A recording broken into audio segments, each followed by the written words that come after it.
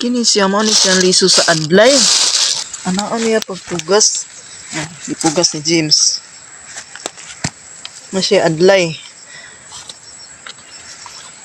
Mo ni siyang dinasa langgam.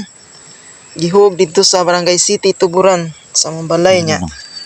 Gialimahan ni James. Yang gialimahan unya iya hasang gi palagas.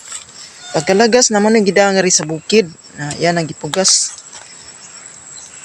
Nya ang last ni niya nga harvest. Apil mirong harvest mao na ni siya. Dagko na no murag siya mais. Kanindot dahon kaluis Ginoo. Nya ang kinatapos ang harvest mao na iyang gipugas. Grasya ang gihatag sa Ginoo. Ya ang langgam mo ay instrumento nga nagda.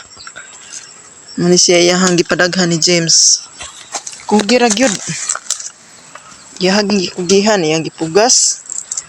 At tanawan niya ninyong resulta ani kabuhi ani. Kaloy sa Ginoo ang usa ka buok. Ang usa ka lugas nga kuan adlay nga gida sa langgam nahimo na siyang daghan.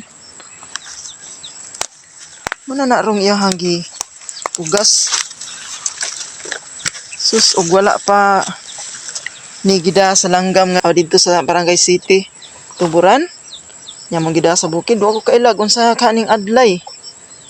Amo na din siya adlay. Ano siya galingon unya buhaton nga biko ubod-buron sama anong nga kabug, budbud kabug. May dawa. Kugihan man gikay ni si James kay bisan unsa nga liso-liso basta makaon lang iya gimbuhion. Iya ging pampugas. Kalois Ginoo maanihan ra jud ni. So siya pagtabon.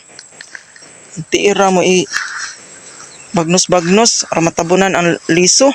So salamat kaayo ninyo sa inyong pagsunod kanon sa akong mga video and thank you for watching. Bye bye.